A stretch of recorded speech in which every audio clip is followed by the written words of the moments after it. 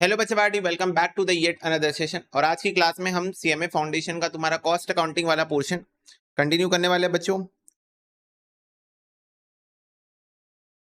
As far as your theoretical concepts are concerned, this is going to be your last class. Then in the next class, we are going to do cost sheet and then the portion is completed. Okay. So देखो बच्चों, आज जो पहला topic हमको पढ़ना है, what do you mean by a cost centre. Cost centre का मतलब क्या होता है? तो देखो, एक कॉस्ट सेंटर डिफाइंड एक लोकेशन, एक डिपार्टमेंट, एक एक्टिविटी, एक फंक्शन, एक equipment where cost are accumulated. तो बच्चों, cost centre can be anything. Simple शब्दों में अगर मैं बोलूं तो एक कंपनी के अंदर, एक ऑर्गेनाइजेशन के अंदर कोई भी चीज को आप एक कॉस्ट सेंटर बना सकते हो। क्या होता है cost centre? Cost centre is a person, is a department, is a function, is a machine, is anything who is responsible for cost, who is responsible for cost। उस पर्टिकुलर पर्सन, उस particular department, उस particular machine, उस particular function में जो भी खर्चे हो रहे होंगे, जो भी कॉस्ट हो रहे होंगे, उसके लिए वो रिस्पॉन्सिबल है। इसीलिए उसका नाम है कॉस्ट सेंटर। इसलिए उसका नाम क्या है? Cost centre. तो एक कॉस्ट सेंटर क्या होता है? It may be a location. Location जैसे अलग अलग लोकेशन होती है ना, कई सारी ब्रांचेस होती है। जैसे मैकडोनल्ड्स है, मैकडोनल्ड्स की हमारे जो सिटी है उसमें 2-3 ब्रांचेस हैं, तो वो अलग अलग लोकेशन है। या वो एक डिपार्टमेंट हो सकता है, production department, purchase department, sales department, R&D department, human resource department. या वो एक एक्टिविटी हो सकती है, activity related to production, procurement, suppliers, any activity. वो एक फंक्शन हो सकती है बच्चों। फंक्शन मतलब होता है आपका परचेजेस हो गया, सेल्स हो गया, these are all function. On the basis of function equipment हो सकता है, कोई मशीन हो सकती है जो जहां पर आप कॉस्ट को एक्यूमुलेट करते हो। कॉस्ट को एक्यूमुलेट करते हो मतलब उस पर्टिकुलर आइटम से रिलेटेड जो भी कॉस्ट है वो आप वहां पर रिकॉर्ड करते हो उस जगह पे, ताकि आप उस पर्टिकुलर पर्सन को, जगह को, लोकेशन बोल लो या फिर कोई फंक्शन बोल लो या कोई डिपार्टमेंट बोल लो, उनको आप फ्यूचर में अकाउंटेबल ठहरा सको उस कॉस्ट के लिए कि ये खर्चा आपके ऊपर क्यों हुआ, आपके ऊपर इतना खर्चा ही क्यों हुआ, कम क्यों नहीं हुआ, या हमने ज्यादा सोचा था आपने कम खर्चा कर दिया, या हमने कम सोचा था आपने ज्यादा खर्चा कर दिया। तो that is particular cost centre is all about. कि एक ऐसा सेंटर बनाना, किसी भी चीज को, किसी भी चीज को एक सेंटर बनाना, डिपेंडिंग अपॉन आपको कितना माइक्रो लेवल पे चाहिए चीज या कितना मैक्रो लेवल पे चाहिए चीज है। किसी भी चीज को रिस्पॉन्सिबिलिटी दे देना फॉर देयर कॉस्ट, कि आपके खर्चे के लिए आप रिस्पॉन्सिबल हो, आपके खर्चे के लिए आप रिस्पॉन्सिबल हो। ओके, देखो डेफिनेशन क्या है बच्चों, अकॉर्डिंग टू सीमा, एक प्रोडक्शन और सर्विस लोकेशन, फंक्शन, एक्टिविटी और item of equipment for which cost are accumulated. Same ही डेफिनेशन है। कॉस्ट सेंटर के टाइप क्या क्या होते हैं बच्चों? तो पहला है पर्सनल कॉस्ट सेंटर और दूसरा होता है impersonal cost centre. Personal cost centre में पर्सन या फिर ग्रुप ऑफ पर्संस को हेल्ड रिस्पॉन्सिबल ठहराया जाता है फॉर देयर कॉस्ट। मतलब मे बी एक डिपार्टमेंट का मैनेजर है, तो हम उस मैनेजर को एक कॉस्ट सेंटर मान लेंगे। हम उसको बोलेंगे कि इस डिपार्टमेंट के अंदर जितना भी खर्चा होगा उसके लिए आप रिस्पॉन्सिबल हो। तो वो व्यक्ति, वो मैनेजर एक कॉस्ट सेंटर बन गया है। वो मैनेजर क्या बन गया है? एक कॉस्ट सेंटर बन गया है। या फिर एक ग्रुप ऑफ पर्सन, मान लो कोई ग्रुप टास्क है, उसमें 5-10 लोग हैं, तो उन 5-10 लोगों को, मान लो तुम्हारा एक पूरा मैन्युफैक्चरिंग यूनिट है, उसके अंदर परचेज डिपार्टमेंट भी है, सेल्स डिपार्टमेंट भी है, R&D भी है। हर डिपार्टमेंट के मैनेजर को क्यूमुलेटिवली उस पर्टिकुलर प्रोडक्शन यूनिट के लिए रिस्पॉन्सिबल ठहरा दिया गया है। जैसे मान लो मैं 3-4 प्रोडक्ट बनाता हूँ ना, मैं ब्यूटी प्रोडक्ट भी बनाता हूँ, कॉस्मेटिक्स, मैं पर्सेज भी बनाता हूँ, मैं शूज भी बनाता हूँ। तो मान लो जो शूज डिपार्टमेंट है, उस शूज डिपार्टमेंट के अंदर प्रोडक्शन मैनेजर भी है, परचेज मैनेजर भी है, सेल्स मैनेजर भी है, R&D मैनेजर भी है, सारे मैनेजर्स हैं। तो उन सारे मैनेजर्स को, ग्रुप ऑफ पर्सन को मैंने हेल्ड रिस्पॉन्सिबल ठहरा दिया है for whatever cost is going to be incurred in that particular shoes department. तो उस शूज डिपार्टमेंट में जो भी खर्चा होगा उसके लिए वहां के सारे मैनेजर्स रिस्पॉन्सिबल हैं, जितने भी हैं 4-5 हेड मैनेजर। तो it may be a person, it may be a group of person, उसको बोलते हैं personal cost centre. Impersonal cost centre का मतलब होता है किसी लोकेशन को, किसी इक्विपमेंट को, जहां पर कोई इंडिविजुअल इंसान, कोई जिंदा इंसान इन्वॉल्व नहीं है। ठीक है, मतलब आप किसी लोकेशन को कॉस्ट सेंटर बना रहे हो, या किसी इक्विपमेंट को, मशीन को, प्लांट को कॉस्ट सेंटर बना रहे हो, या फिर आप कोई ऐसी मतलब क्या बोल सकते हैं, कोई function wise, functional classification wise आप कॉस्ट सेंटर बना रहे हो, तो उसको बोलोगे इम्पर्सनल कॉस्ट सेंटर। तो बच्चों बात सिंपल है। पर्सनल कॉस्ट सेंटर मतलब जहां पर ह्यूमन बींग को आप कॉस्ट सेंटर बना रहे हो। इम्पर्सनल कॉस्ट सेंटर मतलब जहां आप किसी ह्यूमन बींग को कॉस्ट सेंटर नहीं बना रहे हो, किसी लोकेशन को बना रहे हो, किसी इक्विपमेंट को बना रहे हो, या किसी फंक्शन को बना रहे हो। ठीक है, अब अगेन क्या होता है कॉस्ट सेंटर का मतलब? कॉस्ट सेंटर का मतलब कि जहां पर आप किसी भी चीज को रिस्पॉन्सिबल ठहरा देते हो उनके खर्चे के लिए, कि आप रिस्पॉन्सिबल हो आपके खर्चे के लिए। अब वो कैसे भी हो सकता है, ठीक है, समझ गए मेरी बात? किसी भी बेसिस पे, लोकेशन, इक्विपमेंट। नेक्स्ट है classification, operating cost centre, supportive service cost centre. तो डायरेक्टली इन्वॉल्व जो प्रोडक्शन और सर्विस में होंगे और प्रोवाइड करेंगे service to operating cost centre. तो बच्चों क्लासिफिकेशन ऑफ कॉस्ट सेंटर क्या है? ये था टाइप्स, ये है classification of cost centre. Cost centre दो टाइप का हो सकता है क्लासिफिकेशन उसका, पहला ऑपरेशन से रिलेटेड, दूसरा सपोर्ट सर्विस से रिलेटेड। तो एक टाइप का कॉस्ट सेंटर आप उसको बना सकते हो जो कि प्रोडक्शन में डायरेक्टली इन्वॉल्व है, प्रोडक्शन या सर्विस जो भी आप प्रोवाइड करते हो उसमें जो लोग डायरेक्टली इन्वॉल्व है, जैसे कि फॉर एग्जांपल मशीन, जैसे कि for example operation theatre, in case of hospital ना, in case of hospital operation theatre. तो ये क्या हो जाएंगे? ऑपरेटिंग कॉस्ट सेंटर्स हो जाएंगे, ऐसे कॉस्ट सेंटर जो कि डायरेक्टली रिलेटेड है ऑपरेशन से। ऑपरेशन मतलब manufacturing, production, service providing. Support service cost centre क्या होते हैं? वो कॉस्ट सेंटर जो कि ऑपरेशंस वाले कॉस्ट सेंटर्स को सर्विस प्रोवाइड करते हैं, ऑपरेशंस वाले कॉस्ट सेंटर को सर्विस प्रोवाइड करते हैं। जैसे कि इसका बेस्ट एग्जांपल है, तुम्हारी फैक्ट्री है, फैक्ट्री में मैन्युफैक्चरिंग का काम चल रहा है, तो तुम्हारी फैक्ट्री को मान लो एक कॉस्ट सेंटर हमने बना दिया कि फैक्ट्री अपने खर्चों के लिए रिस्पॉन्सिबल है, फैक्ट्री अपने खर्चों के लिए रिस्पॉन्सिबल है, हमने उनको एक कॉस्ट सेंटर बना दिया। अब उस फैक्ट्री के अंदर बच्चों जितने भी वर्कर्स काम कर रहे हैं उनको सुपरवाइज करना पड़ता है, उनको गाइड करना पड़ता है, उनको ब्रीफिंग करना पड़ता है। उसके लिए हमारे पास एक सेपरेट इंजीनियर की टीम है, जिनको आप प्यार से सुपरवाइजर्स भी बोल सकते हो, सेपरेट इंजीनियर की टीम है। तो वो इंजीनियर की टीम जब तक हमारे फैक्ट्री के अंदर वर्कर्स को गाइड नहीं कर देती, सुपरवाइज नहीं कर देती, तब तक वो लोग सही से काम नहीं कर पाते। तो वो तुम्हारी क्या हो जाएगी? Support service cost centre. एक ऐसा कॉस्ट सेंटर जो प्रोडक्शन में डायरेक्टली इन्वॉल्व नहीं है, कोई भी इंजीनियर या कोई भी सुपरवाइजर डायरेक्टली जाके प्रोडक्शन करने नहीं बैठ जाएगा, लेकिन वो प्रोडक्शन करने वाले वर्कर्स को गाइड करेगा, तो वो हो जाएगा support service cost centre. Okay, provide service to operating centre, example maintenance हो गया, स्टोर्स हो गया, हेल्प डेस्क हो गया, ये सब। ठीक है, अब ध्यान से सुनो, तुम्हारा कॉस्ट सेंटर कैसे भी बना सकते हो। देखो, मान लो ये तुम्हारी फैक्ट्री है, तुम मान लो कि तुम्हारी पूरी फैक्ट्री ही एक कॉस्ट सेंटर है, मान लो तुम्हारी फैक्ट्री ही पूरी की पूरी एक कॉस्ट सेंटर है।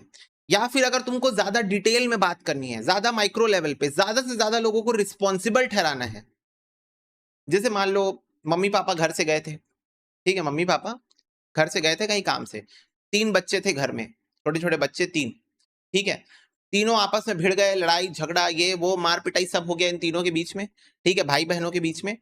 अब मम्मी पापा घर आए, देखे पूरा बाजा बजा हुआ है पूरे घर का। अब नेक्स्ट डे हमारी काम वाली दीदी आई, काम वाली दीदी बोली ओ माय गॉड, इतना कचरा किसने फैला दिया, इतना रायता किसने फैला दिया? तो उन्होंने बोला बच्चों ने फैलाया है, उन्होंने बोला बच्चों ने फैलाया है रायता, बच्चों ने पूरी गंदगी मचाई है। कल हम लोग बाहर गए थे कुछ काम से, तो तीनों बच्चे आपस में झगड़ लिए और इन्होंने पूरी घर की बैंड बजा दी।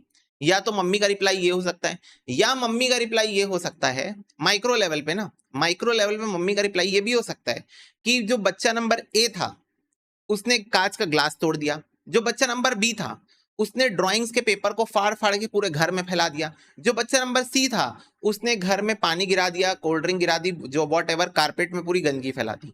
तो मम्मी या तो ये बोल सकती है कि बच्चों ने गंदगी फैलाई है, ये हुआ मैक्रो लेवल पे, मतलब मम्मी ने कॉस्ट सेंटर तो बनाया है, किसको? बच्चों को, बच्चों को रिस्पॉन्सिबल ठहरा दिया जो घर में गंदगी हुई है। गंदगी को तुम अभी के लिए कॉस्ट मान लो और बच्चों को तुम मान लो कॉस्ट सेंटर। तो मम्मी ने सीधा बोल दिया कि बच्चों ने गंदगी फैलाई है।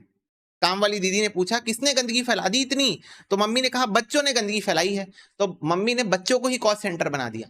या मम्मी और माइक्रो लेवल पे जाके ये बोल सकती थी कि ये जो बच्चा नंबर ए है इसने ये किया है, बी ने ये किया, सी ने ये किया, गंदगी तीनों ने की है, खर्चे तीनों में हुए हैं, कॉस्ट सेंटर, कॉस्ट सबने इनकर किए हैं। लेकिन ज्यादा माइक्रो लेवल पे जाकर आप इसके ऊपर बात कर सकते हो। तो वही मैं बोल रहा हूं कि या तो तुम अपनी पूरी पूरी फैक्ट्री को ही कॉस्ट सेंटर बना दो और जो फैक्ट्री का मैनेजर है उसको रिस्पॉन्सिबल ठहरा दो, या फिर तुम और डिटेल में जाके प्रोडक्शन डिपार्टमेंट को कॉस्ट सेंटर अलग से बना सकते हो, परचेज डिपार्टमेंट को अलग कॉस्ट सेंटर बना सकते हो, सेल्स डिपार्टमेंट को अलग कॉस्ट सेंटर बना सकते हो, ठीक है, डिस्ट्रीब्यूशन डिपार्टमेंट को अलग कॉस्ट सेंटर बना सकते हो, एडमिन डिपार्टमेंट को अलग कॉस्ट सेंटर बना सकते हो, मतलब और डिटेल में जाके। अब इसके अंदर भी जाके तुम प्रोडक्शन मैनेजर को भी एक कॉस्ट सेंटर बना सकते हो, सर्विस मैनेजर को भी एक कॉस्ट सेंटर बना सकते हो, सेल्स मैनेजर को भी कॉस्ट सेंटर बना सकते हो, मतलब तुम जितने चाहो उतने कॉस्ट सेंटर बना सकते हो। कॉस्ट सेंटर का मतलब है कि आप उस व्यक्ति को इंडिविजुअल रिस्पॉन्सिबिलिटी दे रहे हो कि जो भी खर्चे तुम्हारी निगरानी में होंगे उसके लिए तुम रिस्पॉन्सिबल, जो भी कॉस्ट तुम्हारी निगरानी में इनकर होंगे उसके लिए तुम रिस्पॉन्सिबल हो। You are responsible for the cost accumulated under you. आपके अंदर में जो खर्चे एक्यूमुलेट हुए हैं उसके लिए आप रिस्पॉन्सिबल हो। कल को अगर हमें लगा खर्चे ज्यादा हुए हैं हम आपको बुलाएंगे क्वेश्चनिंग करने के लिए।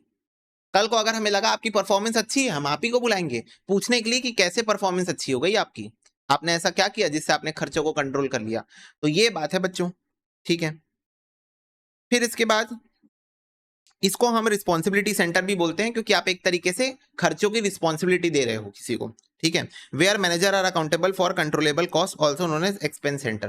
तो आप इसको रिस्पॉन्सिबिलिटी सेंटर या एक्सपेंस सेंटर भी बोल सकते हो। रिस्पॉन्सिबिलिटी सेंटर क्यों बोल सकते हो? क्योंकि आप अपने खर्चों की रिस्पॉन्सिबिलिटी किसी व्यक्ति या किसी जगह या किसी प्लेस को या किसी फंक्शन को दे रहे हो कि आप रिस्पॉन्सिबल होने वाले हो खर्चों के लिए। तो basically you are giving responsibility to someone, तो that's why it may be also known as responsibility center।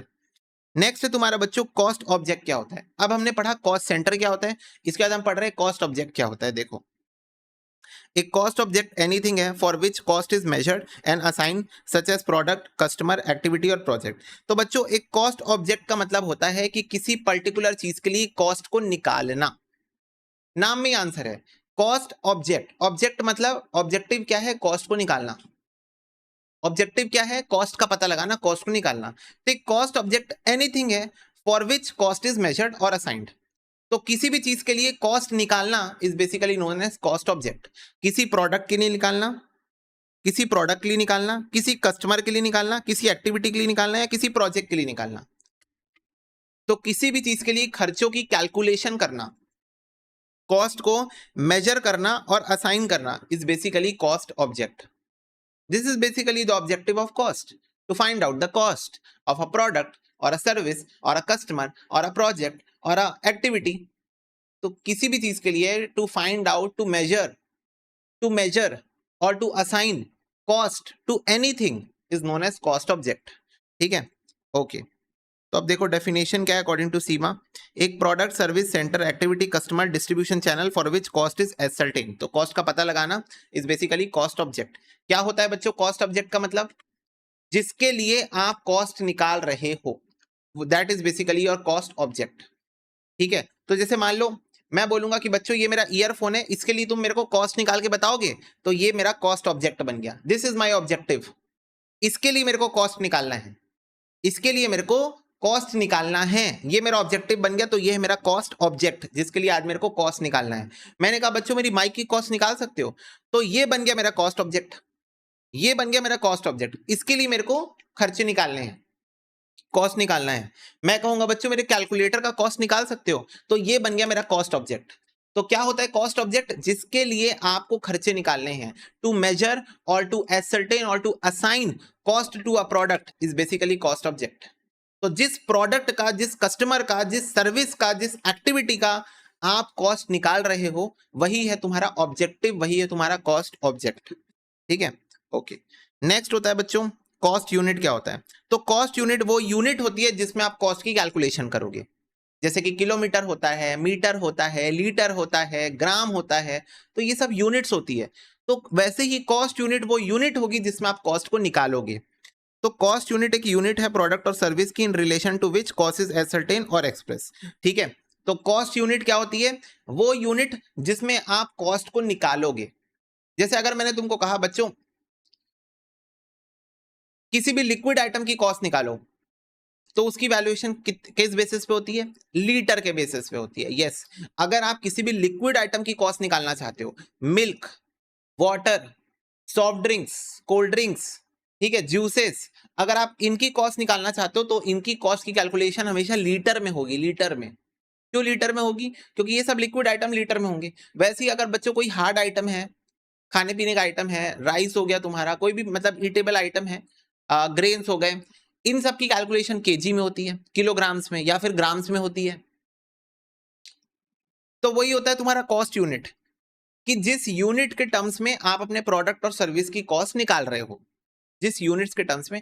मेरे को एक बात बताओ, फीस कैलकुलेशन कौन सी यूनिट के बेसिस पे होती है? फीस स्टूडेंट्स की फीस किस यूनिट के बेसिस पे होती है? फीस की कैलकुलेशन मतलब अगर मैं फीस की कैलकुलेशन करना चाह रहा हूं तो मैं उसको किस यूनिट के बेसिस पे कर सकता हूं?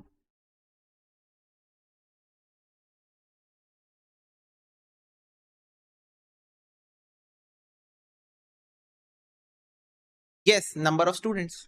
यानी कि पर स्टूडेंट बेसिस पे मैं फीस कैलकुलेट करता हूं कि एक स्टूडेंट की फीस कितनी होगी। तो पर स्टूडेंट बेसिस पे फीस की कैलकुलेशन होती है, पर स्टूडेंट बेसिस पे। तो that is known as your cost unit.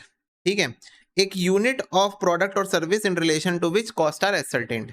ठीक है, नेक्स्ट है तुम्हारा once cost is allocated to cost centre it is further analyse per cost unit. Example direct material में go directly to cost unit. Okay, अब बच्चों example क्या है cost unit का? देखो, ये एग्जाम में एमसीक्यू में क्वेश्चन आता है, तो ये तुम लोगों को ध्यान से एक बार 2-3 बार पढ़ के जाना। एग्जाम में इस पे एमसीक्यू में क्वेश्चन आता है, जब हम लोग भी एमसीक्यू करेंगे तब तुम देखना। पावर बच्चों, तो पावर को कैलकुलेशन जो करते हैं हम, पावर की कैलकुलेशन जो हम करते हैं वो किस यूनिट के बेसिस पे होती है? तो बच्चों जब बहुत ज्यादा पावर होती है तो मेगावाट, मेगावाट्स के बेसिस पे। और जब ऐसे घर वर का किसी का कॉम्प्लेक्स वॉम्प्लेक्स का आप बिजली निकाल रहे हो तो किलोवाट, किलोवाट आवर्स। तो या तो मेगावाट या तो किलोवाट, इस बेसिस पे पावर की कैलकुलेशन आप करते हो। तो पावर को कैलकुलेट करने की यूनिट्स ये है। सीमेंट बच्चों मेट्रिक टन, सीमेंट की कैलकुलेशन, जो सीमेंट होता है उसकी कैलकुलेशन होती है मेट्रिक टन्स के बेसिस पे। ऑटोमोबाइल सेक्टर बच्चों नंबर ऑफ व्हीकल्स, ऑटोमोबाइल मतलब कार, तो कार किस बेसिस पे कैलकुलेट होती है? कितनी कार आपने बनाई, number of vehicles, number of vehicles you have manufactured. तो जितनी कार आपने बनाई उस बेसिस पे वही यूनिट्स है। कार को कोई किलो में बेचता है क्या? नहीं। कार को कोई ग्राम में लीटर में बेचता है क्या? नहीं। कार तो एक बिकती है ना कि एक कार दे दो भैया, भैया आज मेरे को एक कार दे दो, ऐसे बिकती है ना कार। तो नंबर ऑफ यूनिट्स के बेसिस पे यानी कि नंबर ऑफ व्हीकल के बेसिस पे बिकती है car. Audit firm, audit file या फिर चार्जेबल आवर्स। तो बच्चों ऑडिट फर्म यानी कि जो फर्म ऑडिट का काम करती है वो दो बेसिस पे काम कर सकती है। एक बेसिस ये हो सकता है कि आप जो ऑडिट करा रहे हो, तो अगर आप एक ऑडिट करा रहे हो 20,000 लेंगे, 2 ऑडिट करा रहे हो 40,000 लेंगे, 3 ऑडिट करा रहे हो 60,000, मतलब 20,000 रुपए पर ऑडिट फिक्स है। या फिर चार्जेबल आवर्स के बेसिस पे भी हो सकता है। कुछ फर्म्स ऐसे बोलती है कि हमारे जितने घंटे लग जाएंगे ना ऑडिट करने में, उतने घंटे के चार्जेस हम आपसे लेंगे, जितने आवर्स हमारे इन्वेस्ट होंगे इस ऑडिट को करने में। मतलब बेसिकली जितना ज्यादा कॉम्प्लेक्स ऑडिट उतना ज्यादा पैसा, क्योंकि जितना कॉम्प्लेक्स उतने ज्यादा आवर्स लगेंगे उतना ज्यादा पैसा मिलेगा, जितना कम कॉम्प्लेक्स उतने कम आवर्स लगेंगे कम पैसा लगेगा। तो ये दोनों बेसिस हो सकता है। होटल बच्चों रूम डे, एक रूम एक दिन के लिए बुक कर रहे हो तो कितने चार्जेस लगेंगे? तो इसीलिए होटल का कैलकुलेशन रूम डेज के बेसिस पे होता है, number of rooms into number of days. तो आप कितने रूम बुक कराए हो और कितने दिन के लिए बुक कराए हो, उस बेसिस पे आपके चार्जेस यहाँ पर कैलकुलेट होते हैं होटल के केस में। हॉस्पिटल के केस में बच्चों पेशेंट डे, कि कितने पेशेंट कितने दिन हॉस्पिटल में एडमिट है। अगर एक पेशेंट एक दिन हॉस्पिटल में एडमिट है 5,000 रुपए, एक पेशेंट 2 दिन हॉस्पिटल में एडमिट है 10,000 रुपए, एक पेशेंट 3 दिन हॉस्पिटल में एडमिट है 15,000 रुपए, 2 पेशेंट 2 दिन हॉस्पिटल में एडमिट है तो 5 टू 10 10, सॉरी 2 पेशेंट 2 दिन तो 2 टू 4 4 5 20, 20,000 रुपए। तो मतलब अगर चार्जेस, मैं एग्जांपल ले रहा हूं ना, कि अगर चार्जेस एक पेशेंट का एक दिन का 5,000 रुपए है, एक पेशेंट का एक दिन का चार्जेस हॉस्पिटल का अगर 5,000 रुपए, तो उस बेसिस पे आप कैलकुलेट कर लोगे। नेक्स्ट है तुम्हारा गुड्स का ट्रांसपोर्टेशन करना। तो गुड्स का ट्रांसपोर्टेशन करना बच्चों टन किलोमीटर के बेसिस पे कैलकुलेट होता है। गुड्स की जो आप ट्रांसपोर्टेशन करते हो, गुड्स ट्रांसपोर्टेशन करते हो वो टन किलोमीटर के बेसिस पे होता है। कितने टन आप लेके जा रहे हो और कितना किलोमीटर लेके जाना है। ठीक है, पोस्ट ऑफिस हम लोग जब जाते हैं कोई सामान कोरियर करने के लिए, पार्सल करने के लिए, तो पोस्ट ऑफिस वाले उसका वेट नापते हैं कि कितने वेट का है। फिर वो ये चेक करते हैं कहाँ भेजना है, कितना किलोमीटर दूर है, कौन सी सिटी में भेजना है। उस बेसिस पे वो तुमको प्राइस बताते हैं कि इतना रुपए लगेगा। कोई फिक्स चार्ज नहीं है बच्चों, वेरिएबल है ये चार्ज, कि कितना सामान, कितने वेट का सामान, कितना दूर आप भेज रहे हो, उस बेसिस पे आपकी चार्जेस की कैलकुलेशन होती है। तो गुड्स ट्रांसपोर्टेशन टन किलोमीटर के बेसिस पे कैलकुलेट होता है। नेक्स्ट है बच्चों पैसेंजर ट्रांसपोर्ट। तो पैसेंजर ट्रांसपोर्ट पैसेंजर ट्रांसपोर्ट आपका पैसेंजर किलोमीटर के बेसिस पे कैलकुलेट होता है कि कितने पैसेंजर कितना किलोमीटर चलने वाले हैं। सेम अब देख लो, जैसे तुमने रेलवे में तो ट्रैवल किया ही होगा, तुमने बस में भी ट्रैवल किया होगा, तो उसमें क्या होता है, जितने लोग जा रहे होते हैं सबकी टिकट लगती है। ऐसा नहीं है कि एक जन जा रहा है, दो जन जा रहे हैं तो एक जन की सीट में बैठ के चले जाओ। जितने लोग जा रहे हैं उतने लोगों की टिकट लगती है, और कितना दूर जा रहे हैं उसके अकॉर्डिंग टिकट का प्राइस चेंज होता है। जैसे तुम यहां से एक स्टेशन का टिकट बुक करोगे 100 किलोमीटर का, उसके चार्जेस अलग होंगे। 150 किलोमीटर दूर है कोई स्टेशन तो उसके चार्जेस अलग होंगे। तो कितने पैसेंजर कितना किलोमीटर ट्रैवल कर रहे हैं, तो इसीलिए ये पैसेंजर किलोमीटर के बेसिस पे कैलकुलेट होता है। तो बच्चों ये आपका कॉस्ट यूनिट का एग्जाम्पल है, आपको ये 2-3 बार अच्छे से पढ़ लेना है क्योंकि एमसीक्यू में एग्जाम में आता है। ओके, नेक्स्ट है तुम्हारा कॉस्ट ड्राइवर क्या होता है। तो एक कॉस्ट ड्राइवर एक फैक्टर होता है जिसके कारण आपका कॉस्ट चेंज होता है। क्या होता है कॉस्ट ड्राइवर का मतलब, जो कॉस्ट को ड्राइव करता है। नाम में आंसर बता रहा हूं मैं। कॉस्ट ड्राइवर का मतलब होता है वो चीज जो आपके कॉस्ट को ड्राइव करती है। ड्राइव मतलब कंट्रोल, ड्राइव मतलब कंट्रोल। एक ऐसी चीज जिसके चेंज होने के कारण आपकी कॉस्ट चेंज होगी। क्या होता है कॉस्ट ड्राइवर, एक ऐसी चीज जो आपके कॉस्ट को चेंज कर सकती है, जो आपके कॉस्ट को ड्राइव कर सकती है। एक ऐसी चीज जिसके चेंज होने के कारण आपकी कॉस्ट चेंज होती है, उसी को बोलते हैं कॉस्ट ड्राइवर। एक ऐसी चीज जिसके चेंज होने के कारण आपकी कॉस्ट चेंज हो सकती है, उसको कहते हैं कॉस्ट ड्राइवर। बच्चों मेरे को एक बात बताओ, मेरे को फटाफट से एक बात बताओ, हम लोग सारे लोग ट्रिप में जा रहे हैं, ओके। अब मुझे एक बात बताओ, अगर हम लोग सारे लोग ट्रिप में जा रहे हैं तो 10 लोग अगर ट्रिप में जाएंगे तो 10 लोग का टिकट कटवाऊंगा ट्रेन का, ट्रेन से जा रहे हैं, ठीक है, बजट फ्रेंडली ट्रिप है, ट्रेन से जा रहे हैं। तो अगर सिर्फ 10 लोग ट्रिप में जा रहे हैं तो 10 लोगों का टिकट कटवाऊंगा। 12 लोग जाएंगे तो 12 लोग का टिकट कटवाना पड़ेगा। 15 लोग जाएंगे तो 15 लोगों का टिकट कटवाना पड़ेगा। 20 लोग जाएंगे तो 20 रुपए का टिकट कटवाना पड़ेगा। तो यहां जो हमारा ट्रैवलिंग कॉस्ट है उसका कॉस्ट ड्राइवर क्या है बच्चों, ये बताओ।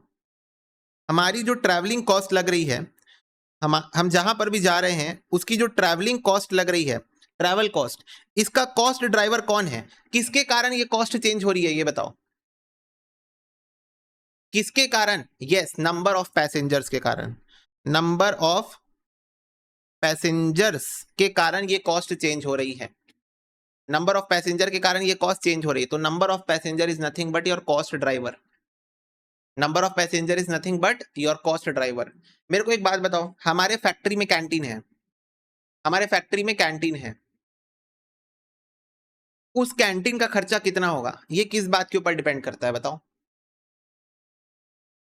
अगर हमारे फैक्ट्री में कैंटीन है, फ्री फूड मिलता है वहां पर, हमारे एम्प्लॉइज को फ्री में फूड मिलता है, तो ये बताओ कैंटीन का महीने का खर्चा कितना होगा, ये किस बात के ऊपर डिपेंड करता है।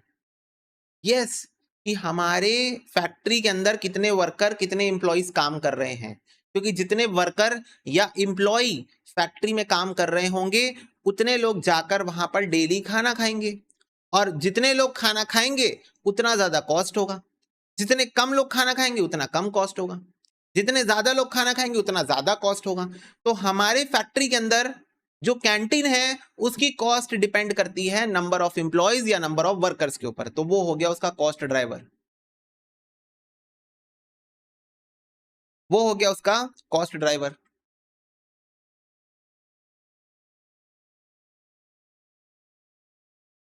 तो आपकी कॉस्ट, इधर देखो, factors those factors which are responsible for change in cost of an activity is basically cost driver।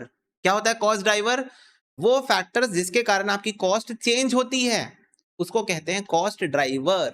उसको क्या कहते हैं, कॉस्ट ड्राइवर, जो कॉस्ट को ड्राइव करता है, जो कॉस्ट को चेंज करने की ताकत रखता है।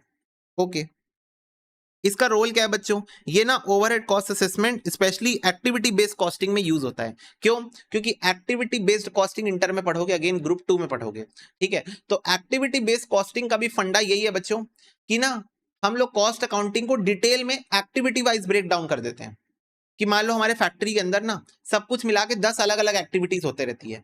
कुछ लोग मटेरियल खरीद के ला रहे होते हैं, ये एक एक्टिविटी है। कुछ लोग मटेरियल को फैक्ट्री में सप्लाई कर रहे होते हैं, ये कुछ एक्टिविटी चल रही है। कुछ लोग प्रोडक्शन कर रहे हैं, ये एक एक्टिविटी है। कुछ लोग पैकेजिंग का काम कर रहे हैं, ये एक एक्टिविटी है। कुछ लोग सैम्पलिंग कर रहे हैं, ये एक एक्टिविटी है। कुछ लोग उसको ट्रांसपोर्टेशन में प्रोसेस कर रहे हैं, एक एक्टिविटी है। कुछ लोग वेयर हाउस में, ये एक्टिविटी है। कुछ लोग डिस्ट्रीब्यूशन का काम कर रहे हैं, ये एक एक्टिविटी है। तो हमारे ऑफिस में, हमारे फैक्ट्री में multiple activity at a time हो रही होती है। तो हर एक्टिविटी वाइज, एक्टिविटी बेस्ड, अगर हम एक्टिविटी को सबको अलग अलग करके सबकी कॉस्टिंग अगर हम अलग अलग करें तो that is known as activity based costing.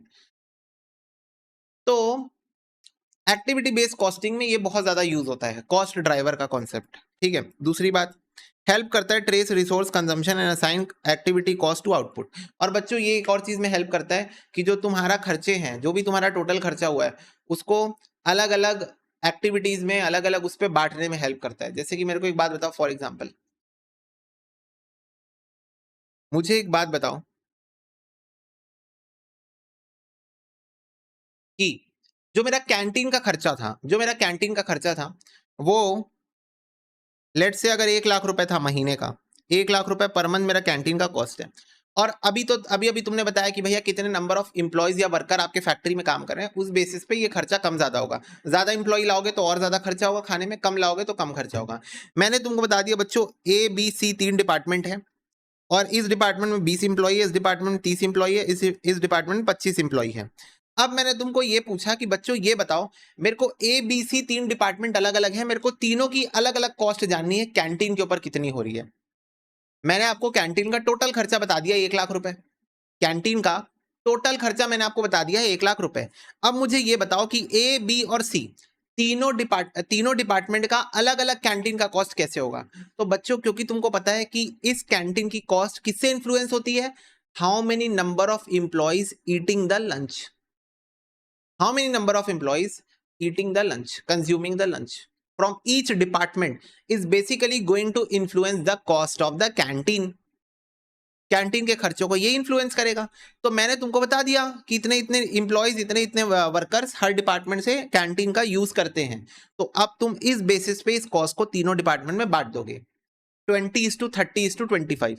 इस रेशियो में आप ये 1 लाख रुपए की कॉस्ट तीनों डिपार्टमेंट में बांट दोगे। तो बच्चों ये इसमें भी हेल्प करता है आपका। ठीक है। कॉस्ट ड्राइवर ABC कॉस्टिंग में, एक्टिविटी बेस्ड कॉस्टिंग में रिसोर्स असाइन होते हैं एक्टिविटीज को, activities to cost object using cost drivers. हाँ, तो बच्चों अब देखो ये पूरा चेन है। कैसे? एक्टिविटी बेस्ड कॉस्टिंग में सबसे पहले जो आपके रिसोर्सेज होते हैं, इसको आप एक्टिविटीज को असाइन करते हो। जो भी आपके रिसोर्सेज होते हैं, जो भी चीज आपने यूज की, जैसे कि फॉर एग्जांपल आपने रेंट पे किया। अब अगर मैंने आपको बता दिया है कि बच्चों आपने जो रेंट पे किया है ना वो फैक्ट्री का है, तो सीधी सी बात है वो फैक्ट्री का खर्चा है। अगर मैंने बता दिया बच्चों रेंट ऑफिस का है तो ऑफिस का है। पर मैंने आपको बताया, अलग अलग करके नहीं बताया। मैंने आपको बोला कि बच्चों 1 लाख रुपए रेंट पे किया है मैंने पर मंथ, 1 लाख रुपए मैंने रेंट पे किया है पर मंथ। और मैंने तुमको ये बता दिया कि 80% of the area of the land जो मैं रेंट में लेके रखा हूं वो फैक्ट्री यूज करती है, 20% of the area of the land office वाले यूज करते हैं। तो सबसे पहला काम वो जो 1 लाख रुपए का रेंट था उसका 80% पोर्शन तुम रेंट ले लोगे फैक्ट्री का, 20% पोर्शन ले लोगे ऑफिस का, तो 80,000 20,000। ठीक है। अब उसके बाद तुम क्या करोगे, एक्टिविटीज को तुम कॉस्ट ऑब्जेक्ट में पास ऑन करोगे यूजिंग कॉस्ट ड्राइवर। कैसे ये बताओ, एक्टिविटीज पता चल गई हमको, हाँ ठीक है, कैंटीन है, रेंट है, ये एक्टिविटीज है। अब कॉस्ट ऑब्जेक्ट क्या है? कॉस्ट ऑब्जेक्ट तो तुम बताओगे कि तुमको किसी प्रोडक्ट की कॉस्ट निकालनी है, किसी सर्विस की कॉस्ट निकालनी है, किसी डिपार्टमेंट की कॉस्ट निकालनी है, किसकी कॉस्ट निकालनी है बताओ, that is your cost object. तुम बोलोगे भैया इस ईयरफोन की कॉस्ट निकालनी है, तो ईयरफोन की कॉस्ट निकालेंगे, तुम्हारा कॉस्ट ऑब्जेक्ट है। तो जिसकी कॉस्ट तुमको निकालनी है वो होगा तुम्हारा कॉस्ट ऑब्जेक्ट। तो अब तुम इस खर्चे को, जैसे मान लो प्रोडक्शन डिपार्टमेंट का रेंट आया 80,000, उसके अंदर 4 डिपार्टमेंट है ABCD और वही तुम्हारा कॉस्ट ऑब्जेक्ट है मान लो, या मान लो ABCD चारों डिपार्टमेंट है और 4 अलग अलग प्रोडक्ट बनाते हैं, तो वो तुम्हारा कॉस्ट ऑब्जेक्ट है। क्या पर्पस है कि उन प्रोडक्ट्स की कॉस्ट निकालनी है। तो 80,000 के रेंट को अब तुम A, B, C और D 4 डिपार्टमेंट में बांटोगे, प्रोडक्शन डिपार्टमेंट में, क्योंकि तुम समझो ये तुम्हारी फैक्ट्री है, इसमें तुमने 1 लाख रुपए रेंट दिया, जिसमें से 80% पोर्शन जो है वो फैक्ट्री वाले यूज कर रहे हैं, 20% ऑफिस वाले। तो उस हिसाब से 20,000 रुपए रेंट इसका हो गया और 80,000 रुपए रेंट इसका हो गया। 1 लाख को मैंने 2 हिस्सों में बांट दिया। अब यहां पर बच्चों प्रोडक्शन जो हो रहा है तुम्हारा, फैक्ट्री जो है तुम्हारी, ये भी तुम्हारी 4 हिस्सों में बटी हुई है, ए, बी, सी और डी। तो अब इस 80,000 रुपए के रेंट को तुमको इन चारों में बांटना है, और वो बांटने के लिए तुम क्या यूज करोगे? Cost driver. और हमारे केस में कॉस्ट ड्राइवर क्या होगा? एरिया, क्योंकि रेंट को तुम एरिया के बेसिस पे बांटते हो। जैसे हमने अभी फैक्ट्री और ऑफिस डिपार्टमेंट में बांटा, ऑफिस में क्लरिकल काम होता है, फैक्ट्री में मैन्युफैक्चरिंग वाला काम होता है, ठीक है। तो जैसे अभी हमने एरिया के बेसिस पे अभी हमने रेंट को बांटा, वैसे ही यहाँ पर ए बी सी डी में हम एरिया के बेसिस पे बांटेंगे। तो बच्चों रेंट बांटने के लिए एरिया को तुम कॉस्ट ड्राइवर बोल सकते हो, कि तुम जितना बड़ा एरिया रेंट पे लोगे उतना ज्यादा रेंट देना पड़ेगा तुमको, जितना कम एरिया रेंट पे लोगे उतना कम रेंट देना पड़ता है। ऑल्सो रेंट बाकी फैक्टर्स के ऊपर भी डिपेंडेंट होता है, पर मैं तुमको अभी के लिए बता रहा हूं कि one of the factor is area. तो कॉस्ट ड्राइवर को यूज करके, याद करो, कॉस्ट ड्राइवर को यूज करके तुम्हारा जो टोटल खर्चा है उसको तुम अलग अलग कॉस्ट ऑब्जेक्ट में बांटते हो, ठीक है। तो सबसे पहले हमने पढ़ा कॉस्ट सेंटर के बारे में। कॉस्ट सेंटर क्या होता है? जिसको तुम कॉस्ट की रिस्पॉन्सिबिलिटी देते हो, कि तुम्हारे अंडर में जो भी खर्चा होगा उसके लिए तुम रिस्पॉन्सिबल हो। कल को अगर खर्चा ज्यादा हुआ हम तुमसे सवाल पूछेंगे, कम खर्चा हुआ तो हम तुमको अप्रिशिएट भी करेंगे, ठीक है। तो कॉस्ट सेंटर का मतलब क्या होता है? जिसको आप खर्चों की रिस्पॉन्सिबिलिटी दे देते हो, कि जो भी खर्चा होगा उसके लिए तुम रिस्पॉन्सिबल हो। कॉस्ट यूनिट क्या होता है बच्चों? जिस यूनिट में आप खर्चे कैलकुलेट करते हो, kilometres, litre, passenger kilometre, tonne kilometre, room day, patient day, kilowatt, megawatt, ये सब पढ़ा ना हमने। ये होता है कॉस्ट यूनिट, कि जिस यूनिट के बेसिस पे आप कॉस्ट को कैलकुलेट करते हो। किसकी कॉस्ट कैलकुलेट करते हो? कॉस्ट ऑब्जेक्ट की। किसकी कॉस्ट कैलकुलेट करनी है आपको? कॉस्ट ऑब्जेक्ट की। आपको ये पता लगाना है कि आपका कॉस्ट ऑब्जेक्ट क्या है, what is your cost object, किसके लिए खर्चे निकालने हैं आपको, that is known as cost object. और बच्चों उसके बाद हमने पढ़ा कॉस्ट ड्राइवर, जो कि कॉस्ट को कम ज्यादा करने में हेल्प करता है। मतलब हेल्प क्या करता है? जो कि रिस्पॉन्सिबल है खर्चों का कम होना या बढ़ना। तो अगर आपका कॉस्ट ड्राइवर है एरिया, अगर आप ज्यादा बड़ा एरिया रेंट में लोगे रेंट ज्यादा देना पड़ेगा, छोटा एरिया लोगे कम रेंट देना पड़ेगा, तो ये है कॉस्ट ड्राइवर। कितने पैसेंजर ट्रेवल करेंगे? ज्यादा पैसेंजर ट्रेवल करेंगे ज्यादा ट्रैवलिंग कॉस्ट होगी, कम पैसेंजर ट्रैवल करेंगे कम ट्रैवलिंग कॉस्ट होगी, ये है कॉस्ट ड्राइवर। तो क्या होता है cost driver? Which influence the cost of the activity, which change the cost of the activity, ठीक है। ज्यादा होगा तो ज्यादा, कम होगा तो कम। तो इसी कॉस्ट ड्राइवर को यूज करके आप खर्चों को बांटते हो सारे कॉस्ट ऑब्जेक्ट में। किसका खर्चा निकालना है आपको? कॉस्ट ऑब्जेक्ट का। मेरे को निकालना है मेरे माइक का खर्चा कितना है, मेरे इसका खर्चा कितना है। अब इलेक्ट्रिसिटी का बिल आया मेरा 200 रुपए, और मेरे पास ये दोनों है। तो अब ये दोनों कितनी इलेक्ट्रिसिटी, कितना किलोवाट बिजली ये दोनों कंज्यूम करते हैं। इसको भी चार्ज करता हूं, इसको भी यूज करता हूं, ये भी बिजली से चलता है, ये भी बिजली से चार्ज होता है। तो मेरा इलेक्ट्रिसिटी बिल अगर 200 रुपए आया है, तो मैं इन दोनों के बेसिस पे इन दोनों को बांटूंगा उस बिजली बिल को, कि इसके लिए कितना बिजली बिल लगा, इसके लिए कितना बिजली बिल लगा। उसके लिए मैं यूज करूंगा किलोवाट, क्योंकि बिजली का कैलकुलेशन होता है किलोवाट के बेसिस पे। कॉस्ट ड्राइवर है वो उसका, जितना ज्यादा किलोवाट बिजली कंज्यूम करोगे उतना ज्यादा बिजली का बिल आएगा, जितना कम किलोवाट बिजली कंज्यूम करोगे उतना कम बिजली का बिल आएगा। समझ गए? तो इसको बोलते हैं बच्चों कॉस्ट ड्राइवर। ओके, देखो कुछ की नोट्स यहाँ पर। A business focus only on basic overhead allocation may use single cost driver, complex system may use multiple cost driver। तो बच्चों एक सिंपल सा बिजनेस, बेसिक सा छोटा सा business single cost driver use करता है, लेकिन जो बड़े बड़े बिजनेसेस होते हैं ना, मल्टीनेशनल कंपनी होते हैं, करोड़ों का टर्नओवर होता है, उन लोग मल्टीपल कॉस्ट ड्राइवर यूज करते हैं, क्योंकि उन लोग एक्टिविटी बेस्ड कॉस्टिंग करते हैं। तो देखो कुछ एग्जांपल दिया, जैसे कि मशीन सेटअप। तो बच्चों मशीन सेटअप की जो आपकी कॉस्ट लगती है, मशीन सेटअप का मतलब क्या होता है? मशीन को चालू करना। तुमको लग रहा होगा इसमें कौन सी बड़ी बात है? बड़ी बात है। तुम लोगों को ये बताना चाहता हूं, जब बड़ी बड़ी फैक्ट्रीज में जो बड़ी बड़ी मशीनें होती है ना, उनको सेटअप करके चालू करने में टाइम लगता है, ठीक है, टाइम लगता है। तो मशीन सेटअप के लिए भी खर्चे होते हैं, कॉस्ट इनकर होती है, पावर लगता है, लेबर लगता है उसको चालू करने के लिए। तो मशीन सेटअप की कॉस्ट इन्फ्लुएंस होगी, आप कितने सेटअप कर रहे हो और कितने घंटे लग रहे हैं आपको सेटअप करने में, दोनों चीज से वो इन्फ्लुएंस हो सकती है। तो आप अगर एक दिन में एक ही बार मशीन को चालू करते हो और फिर वो दिन भर चलती है, तो एक ही बार खर्चा करना पड़ेगा। लेकिन अगर आपके फैक्ट्री में ऐसा सिस्टम है कि हमने एक बार मशीन को चालू किया, फिर दोपहर को लंच टाइम में हम उसको बंद कर देते हैं, फिर लंच टाइम खत्म होने के बाद उसको फिर से चालू करते हैं, फिर शाम को बंद कर देते हैं, फिर नाइट शिफ्ट वाले आके फिर चालू करते हैं, फिर सुबह बंद कर देते हैं, फिर मॉर्निंग शिफ्ट वाले आके।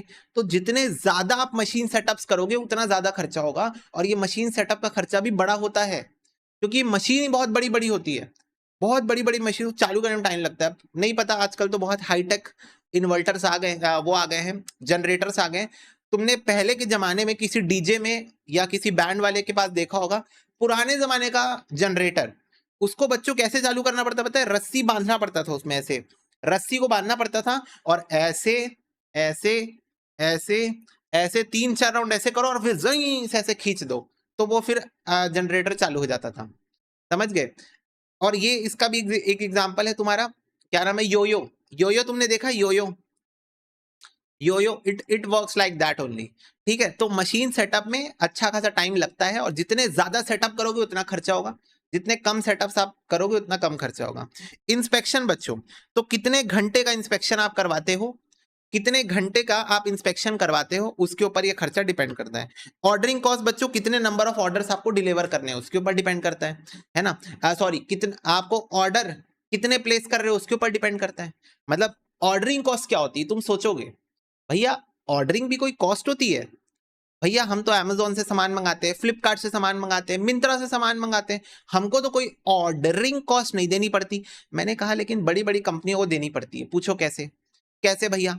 जैसे मान लो किसी बड़ी कंपनी को, टाटा को, कोई रॉ मटेरियल मंगाना है, तो उन लोग ऐसे नहीं करते, फ्लिपकार्ट मिंत्रा में गए रॉ मटेरियल ऑर्डर कर दिए। उनको टन में भर भर के मेगा टन में सामान मंगाना है, रॉ मटेरियल मंगाना है, कोयला मंगाना है, कुछ भी मंगाना है, तो वो लोग सबसे पहले इसकी एडवर्टीजमेंट निकालते हैं, टेंडर निकालते हैं कि हमको इतना लोहा चाहिए, इतना कोयला चाहिए, इतना पेट्रोल चाहिए, उसका वो ऐड निकालते हैं। तो ऐड का खर्चा हुआ, ठीक है। अब उसके बाद सारे टेंडर निकालना मतलब वो बताना लोगों को, जितने भी लोगों की अब वो कंपनी होगी, जिन लोग लोहा सप्लाई करते हैं, कोयला सप्लाई करते हैं, वो लोग अब उस टाटा को अप्लाई करेंगे, मे भी मेल करें, मे भी रिप्लाई करें। पहले के जमाने में तो लेटर से होता था सब काम, रिप्लाई करेंगे। फिर उसके बाद अब उन लोग शॉर्टलिस्ट करेंगे, वो लोग एनालाइज करेंगे जो रॉ मटेरियल है उसकी क्वालिटी कैसी है, उसके लिए एक इंस्पेक्शन टीम बैठेगी, रॉ मटेरियल की क्वालिटी चेक करेगी, हमारी रिक्वायरमेंट चेक करेगी, ट्रांसपोर्टेशन कॉस्ट कितने दूर से आने वाला है, रिस्क क्या इन्वॉल्व है, प्राइस क्या पड़ रहा है, बल्क डिस्काउंट मिल रहा है कि नहीं, नेगोशिएशंस होगा, मीटिंग्स होगी, तब जाके एक सप्लायर फाइनल होगा जो टन्स में सामान सप्लाई करेगा। तो ये भी एक लंबा चौड़ा काम है बच्चों। ऑर्डरिंग कॉस्ट बड़े बड़े कंपनीज में लगती है। तो अब आप जितने बार ये ऑर्डर प्लेस करना चाहोगे उतने बार आपको ये खर्चा करना पड़ेगा, उतने बार आपको इंस्पेक्शन टीम उनके साइट पे भेजनी पड़ेगी, उतने बार रॉ मटेरियल की क्वालिटी चेक करनी पड़ेगी ट्रांसपोर्ट करने के पहले, उतने बार ट्रांसपोर्टर से बात करनी पड़ेगी, उसका ऐड निकालो अलग। तो बहुत सारी चीजें होती है। तो ये हुआ आपका ऑर्डरिंग कॉस्ट। तो जितने ऑर्डर करोगे उतने बार ऑर्डरिंग कॉस्ट आपको लगेगी। डिलीवरी कॉस्ट बच्चों, जितनी डिलीवरीज करोगे उतने बार आपको डिलीवरी कॉस्ट देना पड़ेगा। तो जैसे अगर मैं 1 बुक सेंड करूंगा तुमको, तो 1 बुक का कॉस्ट देना पड़ेगा। अगर मैं 100 बुक सेंड करूंगा तो 100 बुक की कॉस्ट देनी पड़ेगी। पर यूनिट कॉस्ट होती है बच्चों ये। जितनी बुक भेजूंगा उतनी बुक्स का डिलीवरी चार्ज देना पड़ेगा, जितनी ज्यादा बुक भेजूंगा उतना ज्यादा डिलीवरी चार्ज, जितना कम भेजूंगा उतना कम। तो ये उसका कॉस्ट ड्राइवर हो गया। तो सिंपल सी बात है बच्चों, याद करने वाली चीज नहीं है, कॉमन सेंस वाली चीज है कि आपकी कॉस्ट किस चीज के कारण चेंज हो रही है, किस चीज के कारण किस चीज के बढ़ने से आपकी कॉस्ट बढ़ रही है, किस चीज के कम होने से आपकी कॉस्ट कम हो रही है। वही है तुम्हारा कॉस्ट ड्राइवर, जो कॉस्ट को इन्फ्लुएंस कर रहा है, कॉस्ट को ड्राइव कर रहा है। ओके भैया, चलो नेक्स्ट। ये भी one of the most frequently asked question है, कॉस्ट एलोकेशन एब्जॉर्प्शन का मीनिंग। तो कॉस्ट एलोकेशन का मतलब क्या होता है? Means assigning a specific cost directly to a department product when it is clearly traceable. तो बच्चों कॉस्ट एलोकेट करने का मतलब होता है कि जब आपको पता है कि ये खर्चा इसी डिपार्टमेंट का है और उस डिपार्टमेंट को जाके बोल दो कि ये तुम्हारा खर्चा है, मतलब उस डिपार्टमेंट के खर्चों में उसको इंक्लूड कर लो। जैसे कि मैं एग्जांपल लेता हूं, मान लो 2 डिपार्टमेंट है मेरे कंपनी में, ए और बी। ए डिपार्टमेंट है और बी डिपार्टमेंट है। अब मेरा एक 5,000 रुपए का खर्चा हुआ है क्या करने में, किसी रॉ मटेरियल को लाने में। अब वो रॉ मटेरियल मेरे को पता है डिपार्टमेंट ए वाले यूज करते हैं। 5,000 रुपए का मैं एक रॉ मटेरियल लेके आया हूं, सामान लेके आया हूं, और मुझे पता है वो सामान डिपार्टमेंट ए वाले यूज करते हैं। तो ये 5,000 का खर्चा डिपार्टमेंट ए का है। या और सिंपल एग्जांपल ले लो, और सिंपल एग्जांपल ले लो। मेरे को एक बात बताओ, घर में 2 बच्चे हैं, एक बड़ा बच्चा है मेरे जैसे और एक छोटा बच्चा है। छोटा बच्चा मतलब जो दूध पीने वाले बच्चे होते हैं, छोटे बच्चे जिनको दूध पिलाना पड़ता है बॉटल से, वो वाला बच्चा है। अब हमारे घर में 1 लीटर दूध आता है, मैं नहीं पीता दूध, लैक्टोज इंटॉलरेंट हूं मैं दूध नहीं पीता, लैक्टोज इंटॉलरेंट हूं मैं। तो एकदम कॉमन सेंस से बताओ मेरे को, वो दूध का खर्चा किसके ऊपर हो रहा है? छोटे बच्चे के ऊपर हो रहा है। हम लोग 2 बच्चे हैं घर में, तो छोटे बच्चे के ऊपर हो रहा है मिल्क का खर्चा। तो कॉस्ट एलोकेशन का मतलब यही होता है कि जब आपकी कॉस्ट आपको क्लियरली पता है किसके ऊपर खर्च हो रहा है ये, तो तुम उसकी कॉस्ट में जाके उसको ऐड कर देते हो कि उस बच्चे के ऊपर जो खर्चा हो रहा है ना हमारे घर में, उसके कपड़े के ऊपर, उसके डायपर के ऊपर, उसके दूध के ऊपर, उस कॉस्ट में हम उसको इंक्लूड कर देंगे जाके, बस बात खत्म। क्योंकि हमको पता है डायपर, मिल्क, ओके, वो हम उसी के ऊपर खर्चा कर रहे हैं, क्लियरली पता है हमको कि उसी के ऊपर ये खर्चा हो रहा है, तो हम उसके खर्चों में जाके उसको ऐड कर देते हैं। This is known as cost allocation, this is known as cost allocation, ठीक है। अब देखो कॉस्ट अपोर्शनमेंट क्या होता है। Cost apportionment means distributing a common cost among multiple department using a logical basis when direct allocation isn't possible. अब मेरे को एक बात बताओ,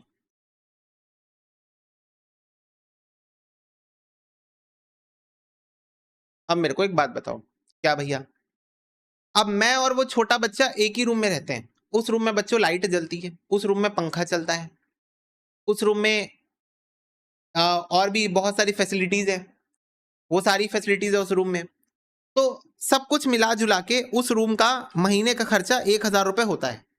उस रूम में रहने का, हमारे घर में एक रूम है, उस रूम में लाइट जलती है, पंखा चलता है, साफ सफाई होती है, ये सारी चीजें उस रूम में लगी हुई है, तो टीवी चलता है थोड़ी देर, तो उस रूम में रहने का खर्चा 1,000 रुपए महीने का है। अब बताओ, वो रूम तो मैं भी यूज कर रहा हूँ, वो छोटा बच्चा भी यूज कर रहा है, बोलो हाँ। सारे बच्चे फटाफट से बताओ। वो रूम मैं भी यूज कर रहा हूँ, मेरा लैपटॉप वहां चार्ज होता है, मेरा फोन वहां चार्ज होता है, मैं वहां बैठ के काम करता हूँ, तो वो रूम मैं भी यूज कर रहा हूँ, वो छोटा बच्चा भी यूज कर रहा है। तो अब इस खर्चे को मैं ये नहीं बोल सकता कि ये खर्चा बड़े वाले के ऊपर हुआ है कि छोटे वाले के ऊपर हुआ है, बड़के के ऊपर हुआ है कि छोटके के ऊपर हुआ है, किसके ऊपर हुआ है ये खर्चा, मैं नहीं बता सकता। कैसे बताऊं? दोनों यूज कर रहे हैं हम लोग दोनों उस रूम को यूज कर रहे हैं, तो मैं कैसे बताऊं कि ये खर्चा बड़के के ऊपर हुआ है कि छोटके के ऊपर हुआ है?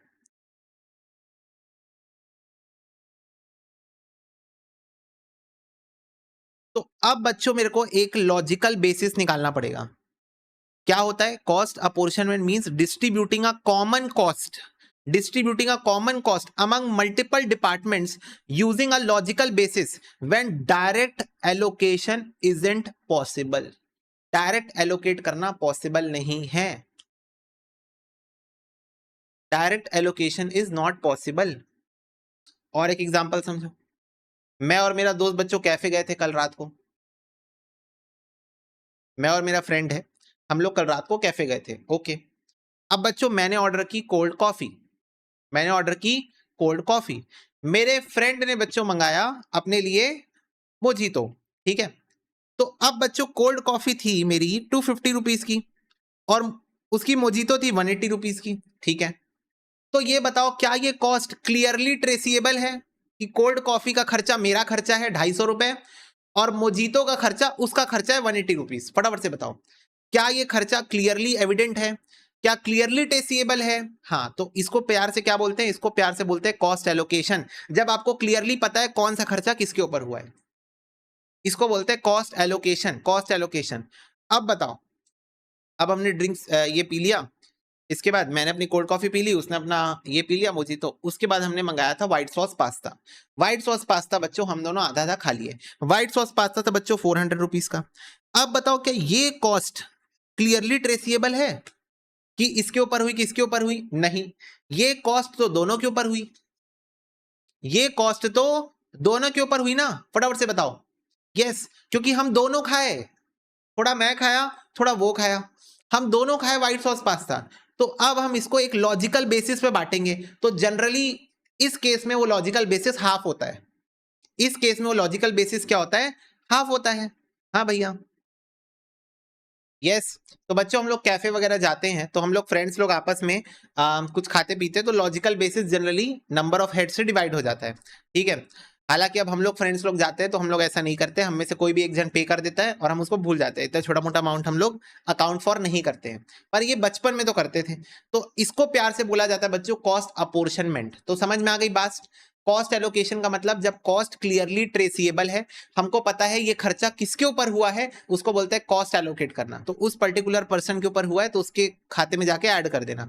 कॉस्ट अपोर्शनमेंट का मतलब होता है जब हम इस खर्चे को क्लियरली बांट नहीं पा रहे हैं, हमको नहीं पता ये खर्चा एग्जैक्टली किसके ऊपर हुआ है, तो हम इसको एक लॉजिकल बेसिस लेते हैं और उस बेसिस पे बांट देते हैं।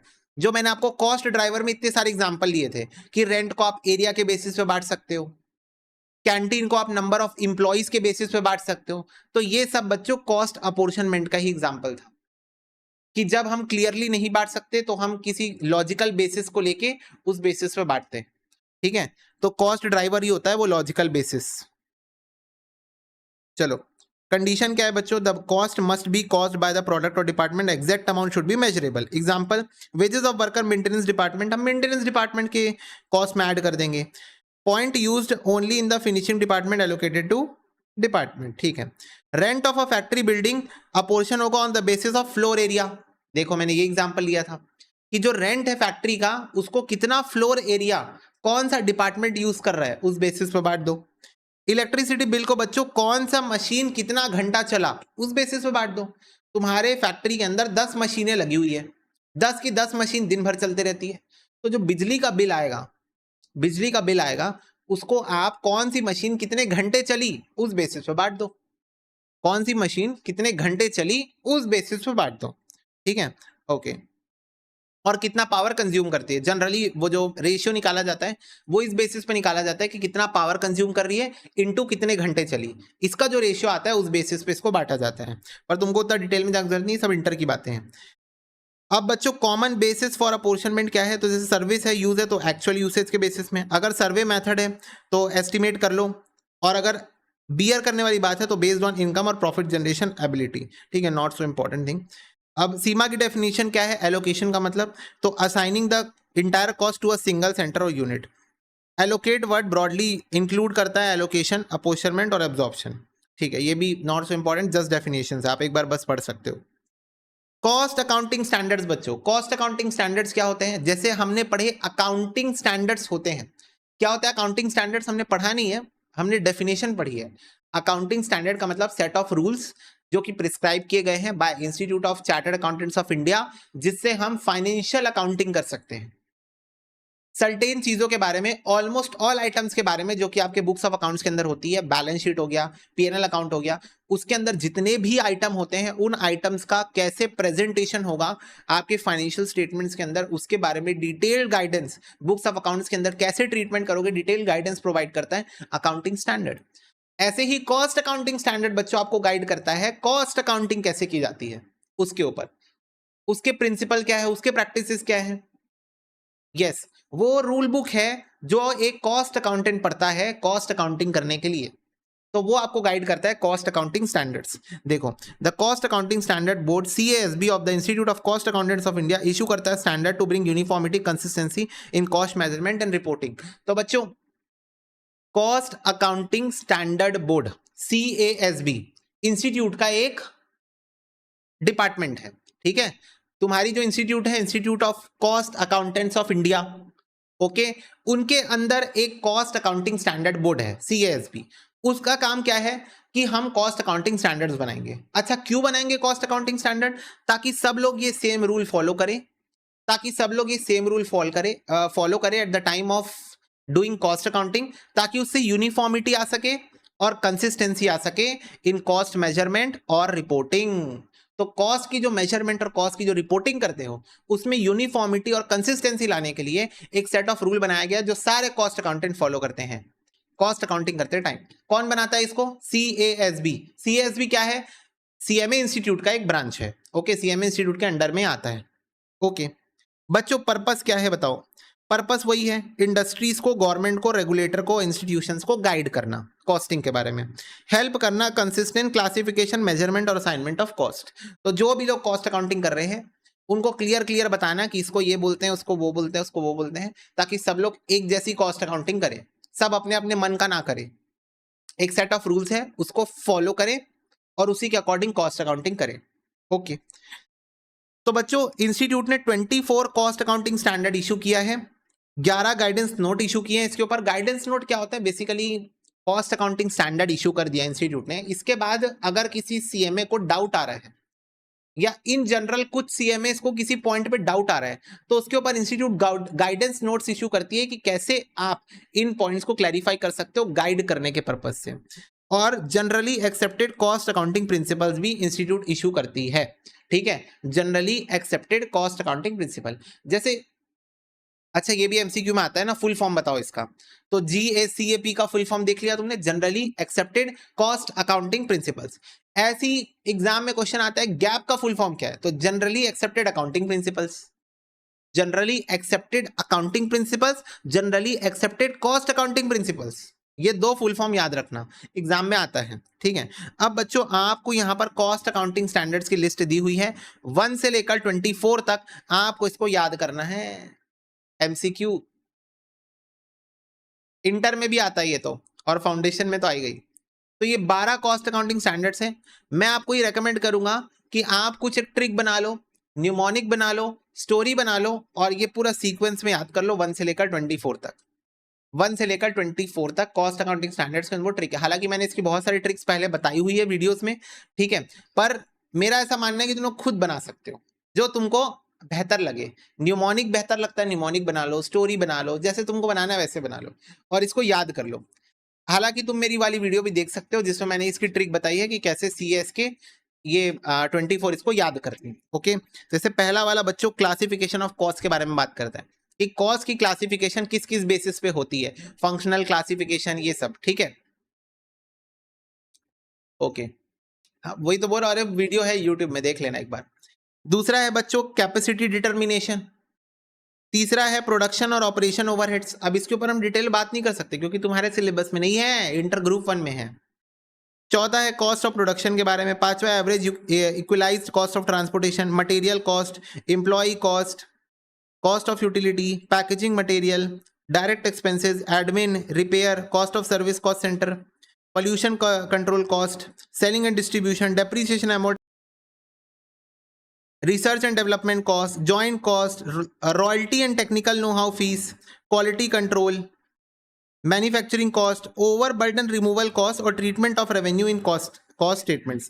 तो ये इतने तुम्हारे कॉस्ट अकाउंटिंग स्टैंडर्ड्स हैं। ओके, जो तुमको याद करने पड़ेंगे क्योंकि एमसीक्यू में पूछ सकते हैं इंस्टीट्यूट बताओ CS4 क्या है। हाँ, बहुत सारे हैं। अरे कॉस्ट अकाउंटिंग स्टैंडर्ड कर क्या रहा है? हर एक पॉइंट जो तुम कॉस्ट में पढ़ते हो, कॉस्टिंग के अंदर पढ़ते हो, bit related to cost sheet और bit related to something else, उसके बारे में डिटेल्स गाइडेंस दे रहा है कि इसको कैसे ट्रीटमेंट करते हैं। मटेरियल कॉस्ट बताएगा, मटेरियल की कॉस्ट में क्या क्या इंक्लूड होता है, मटेरियल की ट्रीटमेंट कैसे करते हैं, मटेरियल का कंट्रोल कैसे करते हैं, मटेरियल की अकाउंटिंग कैसे करते हैं। वैसी एडमिन वाला, वैसी सेलिंग वाला, वैसी डायरेक्ट एक्सपेंसेस में क्या क्या चीजें आती हैं, डायरेक्ट एक्सपेंसेस में कौन सी चीजें इंक्लूड होती है, कौन सी चीजें एक्सक्लूड होती है, इसको प्रोडक्शन का पार्ट बनाते हैं कि नहीं बनाते, ये प्राइम कॉस्ट का पार्ट है। खैर ये सब तो कॉस्ट शीट में तुम देखोगे। तो वही चीज हर एक पॉइंट के ऊपर डिटेल में चीजों को बताना, यही काम है तुम्हारा इसका CAS का, कॉस्ट अकाउंटिंग स्टैंडर्ड्स का। ओके, यस, चलो देखो नेक्स्ट है तुम्हारा concept of classification of cost. तो बच्चों अब हम देखने वाले हैं कॉस्ट के क्लासिफिकेशंस, ये तुम्हारा CAS1 बताता है।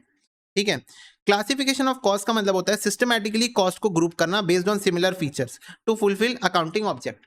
तो बच्चों कॉस्ट क्लासिफिकेशन का मतलब होता है सिमिलर नेचर की कॉस्ट को एक साथ रखना,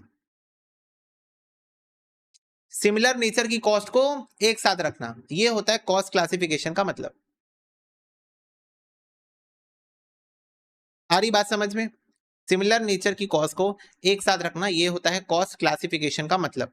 देखो, aid economic decision making, help in cost control analysis और मैनेजमेंट। इससे क्या होता है, अगर आप सिमिलर नेचर की कॉस्ट को एक साथ रख रहे हो, अगर आप सिमिलर नेचर की कॉस्ट को एक साथ रख रहे हो, तो इससे तो पहली बात अकाउंटिंग ऑब्जेक्टिव पूरा होता है क्योंकि अकाउंटिंग यही बात करता है कि सिमिलर नेचर की कॉस्ट को एक साथ रखो। दूसरा, इकोनॉमिक डिसीजन मेकिंग लेने में हेल्प करता है, और तीसरा कॉस्ट कंट्रोल एनालिसिस और मैनेजमेंट में हेल्प करता है, मैनेजमेंट ऑफ कॉस्ट में। तो कॉस्ट को कंट्रोल करने में, एनालाइज करने में और मैनेज करने में हेल्प करता है। ओके, तो बच्चों CAS1 बोलता है cost should be classified based on nature, यानी कि सब्जेक्टिव क्लासिफिकेशन, कि कॉस्ट है क्या, और दूसरा पर्पस कि ऑब्जेक्टिव क्लासिफिकेशन कि कॉस्ट क्यों इनकर हो रही है, why the cost was incurred. तो पहला कॉस्ट है क्या, यानी कि सब्जेक्टिव क्लासिफिकेशन नेचर के बेसिस पे, और दूसरा पर्पस कि ये खर्चा क्यों हुआ, ये कॉस्ट इनकर क्यों हुई, ऑब्जेक्टिव क्लासिफिकेशन। तो सब्जेक्टिव क्लासिफिकेशन, ऑब्जेक्टिव क्लासिफिकेशन अच्छे से याद करो, एमसीक्यू में आ सकता है कि CAS1 कॉस्ट को क्लासिफाई करता है दो बेसिस पे, subjective classification, objective classification. Subjective का मतलब होता है on the basis of nature, objective का मतलब होता है based on your purpose. Objective क्या है, पर्पस क्या है, उस बेसिस पे, ठीक है। ओके, तो बच्चों classification by nature of expense, तो पहला होता है material cost, nature of the expense कि एक्सपेंस कौन सा है, कौन सा खर्चा आपने किया। तो पहला खर्चा आपने किया मटेरियल का, आपको पता है इसका मतलब क्या है। दूसरा खर्चा आपने किया लेबर का, और तीसरा खर्चा आपने किया अदर एक्सपेंसेस। तो on the basis of the nature of the cost, nature का मतलब क्या आता है, what the cost is, what the cost is. तो on the basis of nature आप बोल सकते हो कि ये खर्चा हमने मटेरियल के ऊपर किया है, ये खर्चा हमने लेबर के ऊपर किया, लेबर जो इस माइक को बनाया होगा, और ये हुए any other expenses. Any other expenses मतलब रेंट, इलेक्ट्रिसिटी जिसको आप देख नहीं सकते, लेबर को भी आप नहीं देख सकते, लेबर ने इसको असेंबल किया होगा, पर लेबर को भी हम दे नहीं सकते, हम सिर्फ मटेरियल वाले खर्चे को देख सकते हैं। तो मटेरियल का खर्चा, लेबर का खर्चा और अदर एक्सपेंसेस, ठीक है, जो कि बाकी के दो कैटेगरी में नहीं है। जो खर्चा मटेरियल में नहीं आया, जो खर्चा लेबर में नहीं आया, वो आ जाएगा तुम्हारे एक्सपेंसेस में। तो तीन टाइप के खर्चे हो सकते हैं on the basis of nature, material, labour, expenses. Okay, classification bye traceability बच्चों, तो ट्रेसिबिलिटी के बेसिस पे आप क्लासिफाई कर सकते हो एक खर्चे को, डायरेक्ट कॉस्ट बोल सकते हो या इनडायरेक्ट कॉस्ट बोल सकते हो। तो ट्रेसिबिलिटी मतलब कि आप उस खर्चे को ट्रेस कर पा रहे हो कि नहीं। तो डायरेक्ट कॉस्ट का मतलब होता है those cost which is directly related to production. For example direct material, direct material जैसे कि फोन है ना, फोन, तो फोन की स्क्रीन, फोन का कैमरा, फोन की बॉडी, फोन के अंदर जो मदरबोर्ड लगा है, फोन के अंदर जो बैटरी लगी है, ये होता है तुम्हारा डायरेक्ट मटेरियल, ये होता है तुम्हारा डायरेक्ट मटेरियल। इनडायरेक्ट मटेरियल क्या होता है बच्चों, ऑयल। मेरे को एक बात बताओ, जिस मशीन में ये आईफोन बन के बाहर निकला है, उस मशीन में मैंने ऑयलिंग की होगी, क्या वो ऑयल तुमको कहीं दिख रहा है इस आईफोन में लगा हुआ?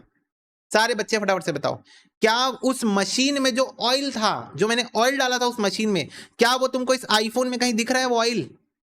फटाफट से बताओ, कहीं दिख रहा है क्या ऑयल इस आईफोन में? नहीं दिख रहा है। दिख रहा है किसी को वो ऑयल इस आईफोन में?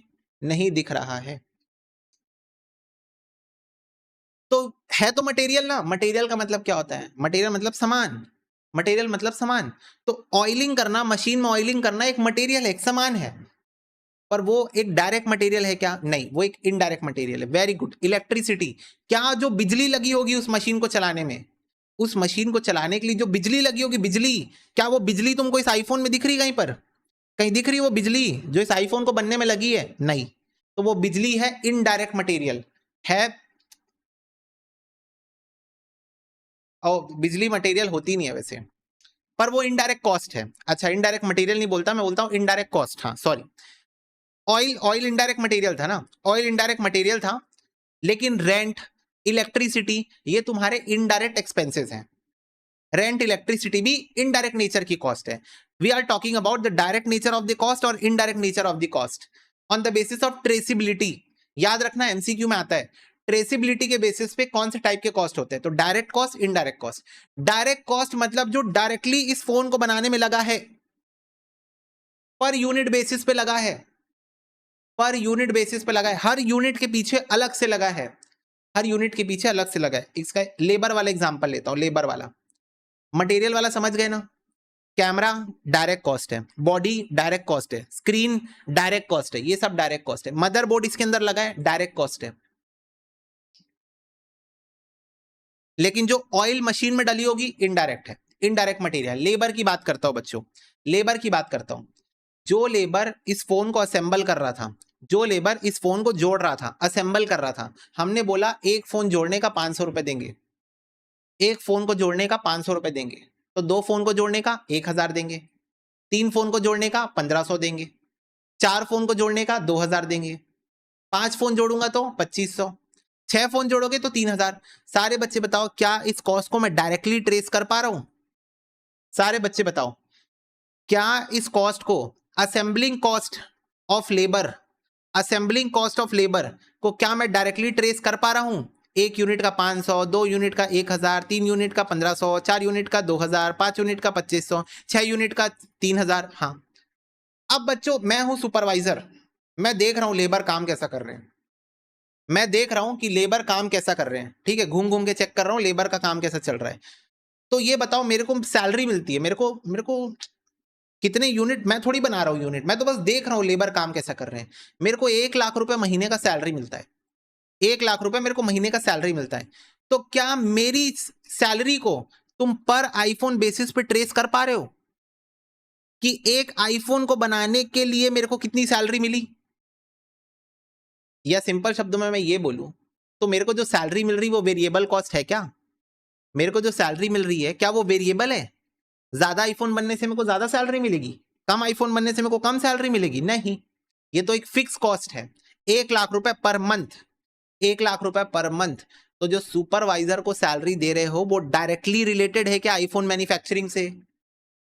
सुपरवाइजर की सैलरी आईफोन मैन्युफैक्चरिंग से डायरेक्टली रिलेटेड है? Answer is no. तो ये है बच्चों इनडायरेक्ट लेबर, ये क्या है तुम्हारा? Indirect labour. समझ में आई बात? वैसे ही एक्सपेंस की बात करता हूं, वैसे ही एक्सपेंस की बात करता हूं बच्चों। जो आईफोन को जिन लोग बना रहे हैं, जो कंपनी वाले बना रहे हैं, उन लोग ये आईफोन का लोगो लगाते हैं, उन लोग ये आईफोन का लोगो, हालांकि एप्पल ही बनाती है बस इसको, लेकिन आईफोन का जो लोगो लगता है ना, तो हर लोगो के पीछे एप्पल का जो ब्रांडिंग लग रहा है, ये 10-20 हजार रुपए का फोन 1 लाख का बन जाता है। 10-20 हजार का बना हुआ फोन, 10-20 हजार की मैन्युफैक्चरिंग कॉस्ट है इसकी, 1 लाख रुपए का बन जाता है ये फोन सिर्फ एप्पल का लोगो लगाने से। तो एप्पल का जो लोगो लग रहा है, हर लोगो लगाने के पीछे, मान लो एग्जांपल ले रहा हूं ऐसी में, हर लोगो लगाने के पीछे 10,000 रुपए एप्पल कंपनी को मिलता है, तो उसको बोलते हैं हम प्यार से रॉयल्टी। क्या बोलते हैं? रॉयल्टी। हालांकि royalty is generally use for the books purpose in general, मतलब ऐसे सोसाइटी में, but royalty can be for anything. Okay, तो हर यूनिट के पीछे 10,000 रुपए रॉयल्टी देना है। तो एक आईफोन बनाऊंगा तो 10,000 रुपए देना पड़ेगा, 2 आईफोन बनाऊंगा तो 20,000 रुपए देना पड़ेगा, 3 आईफोन बनाऊंगा तो 30,000 रुपए देना पड़ेगा, 4 आईफोन बनाऊंगा तो 40,000 रुपए देना पड़ेगा। Come on everyone tell me, क्या ये cost directly per unit basis पे खर्च हो रही है? फटाफट से बताओ, क्या ये कॉस्ट पर यूनिट बेसिस पे इनकर हो रही है? जितना ज्यादा आईफोन बनाऊंगा उतना ज्यादा पैसा देना पड़ेगा, जितना कम आईफोन बनाऊंगा उतना कम देना पड़ेगा।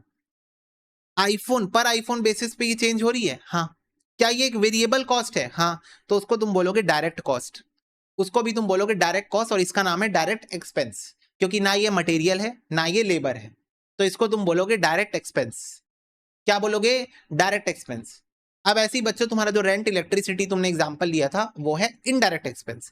तो अब इसके बारे में हम और पढ़ेंगे कॉस्ट शीट में, जब मैं तुमको कॉस्ट शीट पढ़ाऊंगा तब मैं इसके बारे में और डिटेल में बात करूंगा। But as far as traceability is concern, cost 2 हिस्सों में बांटा जाता है, डायरेक्ट कॉस्ट और इनडायरेक्ट कॉस्ट।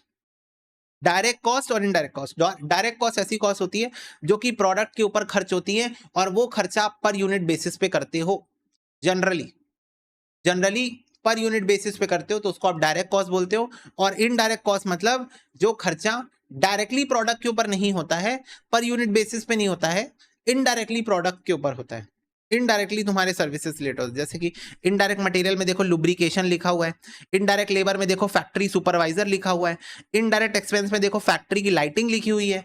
तो फैक्ट्री में जो लाइट जल रही है क्या वो डायरेक्टली रिलेटेड है मैं कितने आईफोन बना रहा हूं उससे? नहीं, फैक्ट्री में जो लाइट जल रही है वो तो जलेगी, आईफोन बनाओ नहीं बनाओ तो भी जलेगी। ओके, वैसे ही डायरेक्ट मटेरियल में देखो रॉ मटेरियल है, डायरेक्ट लेबर में वेजेस ऑफ वर्कर है जो प्रोडक्ट को बना रहे हैं, डायरेक्ट एक्सपेंस है बच्चों डिजाइनिंग फीस है, रॉयल्टी है, ये सब चीजें आती है। तो on the basis of traceability direct cost और इनडायरेक्ट कॉस्ट। फिर बच्चों on the basis of function, on the basis of function तो production manufacturing cost, production cost या फिर मैन्युफैक्चरिंग कॉस्ट, फंक्शंस जो आपके फंक्शंस होते हैं फैक्ट्री के अंदर उस बेसिस पे बांटना।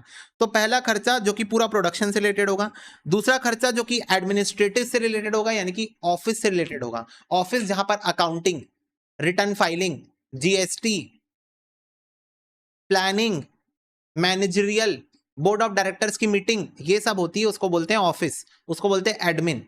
तो पहला होगा आपका प्रोडक्शन का खर्चा जो कि फैक्ट्री के अंदर होता है, दूसरा ऑफिस वाला खर्चा, तीसरा बच्चों सेलिंग वाला खर्चा, सेलिंग मतलब advertisement, promotion, free sample distribution, ये सब होगा तुम्हारा सेलिंग वाला खर्चा। और डिस्ट्रीब्यूशन मतलब डिलीवरी करना, फ्रेट करना, वेयर हाउस करना, वेयर हाउसिंग मतलब तुम्हारे गोडाउन में सामान को रखना और फिर वहां से लोगों तक पहुंचाना। तो ये तुम्हारे बच्चों on the basis of functions होता है क्लासिफिकेशन, ठीक है। अब अदर फंक्शन भी हो सकते हैं तुम्हारा रिसर्च कॉस्ट और डेवलपमेंट कॉस्ट। रिसर्च में क्या होता है, मार्केट स्टडी करना नए प्रोडक्ट की, और डेवलपमेंट मतलब प्रोटोटाइप बनाना, प्रोटोटाइप मतलब सैंपल प्रोडक्ट बनाना। तो on the basis of function मतलब जो काम आप करते हो अपने कंपनी के अंदर, जो आप काम करते हो वो होता है on the basis of function. तो पहला प्रोडक्शन जो कि मैन्युफैक्चरिंग से रिलेटेड होता है, फैक्ट्री के अंदर होता है, दूसरा ऑफिस और एडमिनिस्ट्रेशन, तीसरा सेलिंग का खर्चा। तो सेलिंग का खर्चा क्या होता है, एडवर्टीजमेंट करना, ये सब। डिस्ट्रीब्यूशन मतलब डिलीवरी करना, वेयर हाउस में सामान स्टोर करके रखना। फिर अब दो और है बच्चों, रिसर्च एंड डेवलपमेंट। रिसर्च में क्या होता है, मार्केट रिसर्च करना, नया प्रोडक्ट की जरूरत है कि नहीं, करंट प्रोडक्ट को अपग्रेड करना है कि नहीं, ये सब, कस्टमर की रिक्वायरमेंट क्या है, कस्टमर की कंप्लेन क्या है, ये सब रिसर्च करना। और डेवलपमेंट में क्या करना, उस प्रोडक्ट को डेवलप करना, अपग्रेड करना या नया प्रोडक्ट बनाना, डेवलपमेंट करना उसको या उसका प्रोटोटाइप बनाना, ये सब आता है डेवलपमेंट कॉस्ट के अंदर। तो ये हुआ क्लासिफिकेशन बेस्ड ऑन फंक्शन, ठीक है। तो हमने अभी तक देखा बेस्ड ऑन नेचर के बेसिस पे बच्चे होता है मटेरियल, लेबर, ओवरहेड। उसके बाद हमने देखा बेस्ड ऑन ट्रेसिबिलिटी, कॉस्ट को ट्रेस करना। तो जो खर्चा पर यूनिट बेसिस पे खर्च करते हो वो है डायरेक्ट कॉस्ट, और जो खर्चा per unit number of units के ऊपर डिपेंडेंट नहीं है वो होता है इनडायरेक्ट कॉस्ट। तो ये हुआ traceability. Based on function, production, administration और office, selling, distribution, research, development. Okay, इसके बाद है बच्चों क्लासिफिकेशन बेस्ड ऑन कॉस्ट का बिहेवियर। तो कॉस्ट का बिहेवियर कैसा है, उस बेसिस पे क्लासिफिकेशन करना। तो कॉस्ट बिहेवियर मतलब क्या वो कॉस्ट एक फिक्स कॉस्ट है यानी कि पीरियड कॉस्ट है, ठीक है, या वो एक वेरिएबल कॉस्ट है। वेरिएबल कॉस्ट मतलब जहां पर आपकी नंबर ऑफ यूनिट्स चेंज होने के कारण कॉस्ट डायरेक्टली चेंज होती है। इसका एग्जांपल मैंने लिया था कि मैं ट्यूशन पढ़ा रहा हूँ, कोचिंग पढ़ा रहा हूँ, तो मैं जिस जगह को रेंट पे लेके रखा हूँ वहां का रेंट में 1 लाख रुपए ही देता हूँ, चाहे 10 बच्चे आए, 20 बच्चे आए, 100 बच्चे आए, 1 लाख रुपए ही है रेंट। फिक्स कॉस्ट है वो, नंबर ऑफ स्टूडेंट्स कितने आ रहे हैं उसके ऊपर डिपेंडेंट नहीं है। लेकिन जो मैं बुक्स दे रहा हूँ बच्चों को प्रिंट आउट करा के, बुक्स दे रहा हूं, तो जितने बच्चे आएंगे उतनी बुक्स प्रिंट आउट करा के देना पड़ेगा, जितने कम बच्चे आएंगे उतनी कम बुक्स देना पड़ेगा, जितने ज्यादा बच्चे आएंगे उतनी ज्यादा बुक्स देना पड़ेगा। तो वो मेरी वेरिएबल कॉस्ट है, ठीक है। तो फिक्स कॉस्ट और वेरिएबल कॉस्ट। अब बच्चों एक और होता है semi variable cost. Semi variable cost का मतलब होता है जिसके अंदर फिक्स्ड और वेरिएबल दोनों इंक्लूडेड होता है। जैसे कि फॉर एग्जाम्पल मतलब एक हद तक ये कॉस्ट फिक्स होती है, उसके बाद ये कॉस्ट वेरिएबल हो जाती है। एक हद तक ये कॉस्ट फिक्स होती है और उसके बाद ये कॉस्ट वेरिएबल हो जाती है। जैसे कि फॉर एग्जांपल बच्चों अगर आपने देखा होगा मीटर्ड टैक्सी अगर आपने देखा होगा, तो आप मीटर टैक्सी में जाओगे ना, तो एक सबसे पहले एक बेस फेयर होता है 30 या 40 रुपए। 30 या 40 रुपए ना एक बेस फेयर होता है। तो वो 30 या 40 रुपए तो आपको देना ही पड़ेगा, चाहे आप 2 कदम आगे क्यों ना जाओ। आपने मीटर डाउन कर दिया है तो वो 30 रुपए तो आपको देना ही पड़ेगा, चाहे आप यहां से 10 सेंटीमीटर ही आगे क्यों ना जाओ, ठीक है। अब वो एक फिक्स रहता है कि ये जो 30 रुपए का चार्ज है वो मान लो 1 किलोमीटर का है, ऐसा वो फिक्स रहता है ना कि ये 30 रुपए का चार्ज है अप टू 1 किलोमीटर। तो अगर आप 1 किलोमीटर तक कहीं भी जा रहे हो, आप 200 मीटर जाओ, 500 मीटर जाओ, 800 मीटर जाओ, 1 किलोमीटर जाओ, आपको 30 रुपए ही देने हैं। इसमें कोई कॉस्ट आपकी चेंज नहीं होगी, चाहे आप 1 किलोमीटर जाओ, चाहे आप उससे कम ट्रेवल करो। लेकिन जैसे ही वो 1 किलोमीटर क्रॉस हो जाएगा, आपकी अब मीटर की बत्ती शुरू हो जाएगी और धीरे धीरे अब ये मीटर बढ़ने लगेगा based on how many kilometres you are travelling. तो अब हर 1 किलोमीटर में आपकी कॉस्ट चेंज होती जाएगी। तो ये बताओ 30 रुपए फिक्स चार्ज था अप टू 1 किलोमीटर। अगर आप 1 किलोमीटर तक ट्रेवल कर रहे हो, 100 metre, 200 metre, 300 metre, 800 metre, 900 metre, 1 kilometre तक अगर आप ट्रेवल कर रहे हो, आपको एक फिक्स चार्ज देना है 30 रुपए। फिक्स चार्ज देना है 30 रुपए। लेकिन जैसे ही ये चेंज हुआ, आपका 1 किलोमीटर क्रॉस हुआ आपका, इसके बाद आपके चार्जेस हो गए वेरिएबल मतलब अब इसके बाद आप जितना किलोमीटर ट्रैवल करोगे उस बेसिस पे आपका ये 30 रुपए बढ़ता चला जाएगा। समझ गए? तो इसको बोलते हैं एक तरीके से सेमी वेरिएबल कॉस्ट। यहाँ पर एक और एग्जांपल है, fix line rent plus call charges telephone का पुराने जमाने का एग्जांपल लिखा हुआ है यहाँ पर इसका भी मैं एक रियल एग्जांपल दे सकता हूँ कि बच्चों पर डे आप 2 GB तक डेटा यूज कर सकते हो। आपका जो रिचार्ज होता है उसमें आप 1.5 GB वाला 2 GB वाला रिचार्ज करा सकते हो। तो per day up to 1.5 GB आप अपने इंटरनेट यूज कर सकते हो।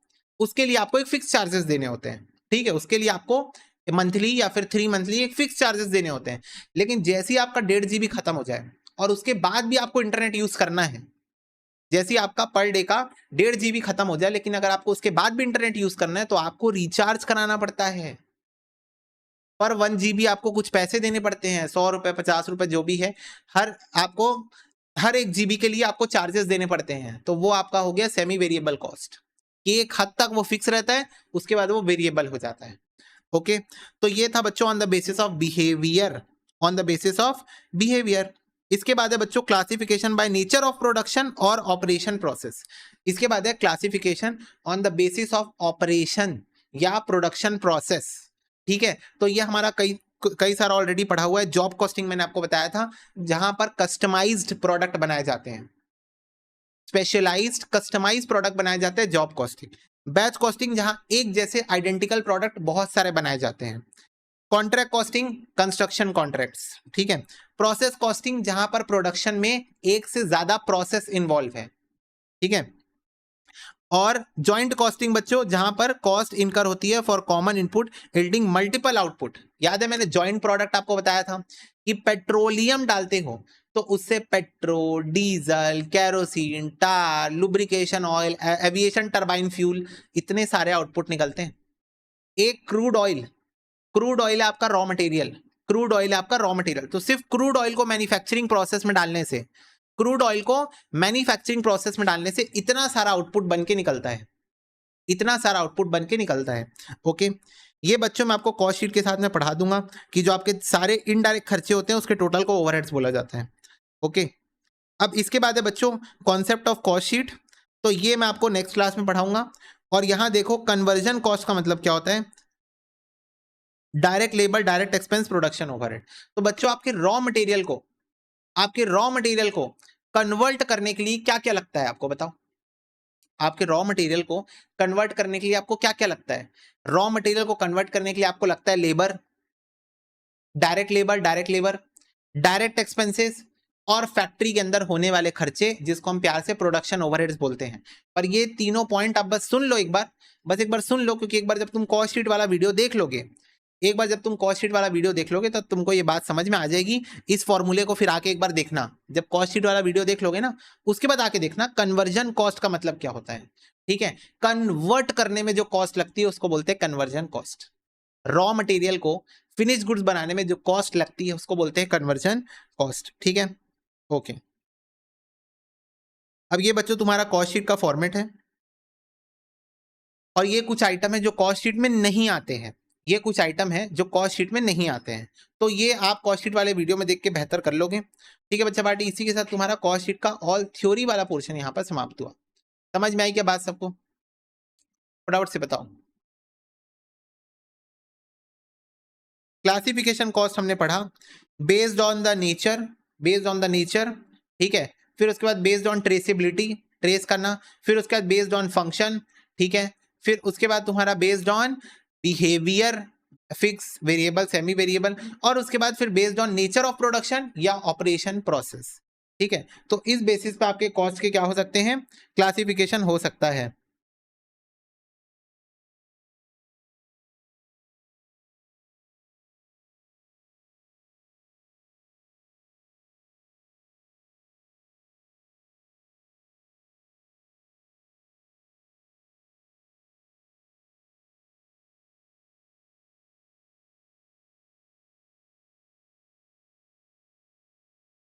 बोलो, क्या ये बात सबको क्लियर है? यस बच्चा पार्टी। तो फिर उसके बाद अब नेक्स्ट क्लास में आप कॉस्ट शीट करेंगे, उसके बाद हम लोग इस चैप्टर के क्वेश्चंस करेंगे सॉल्व और एमसीक्यूज करेंगे सॉल्व। आज की क्लास में बस इतना ही बच्चों, मिलते हैं अगले सेशन में, तब तक के लिए God bless you, take care and bye bye.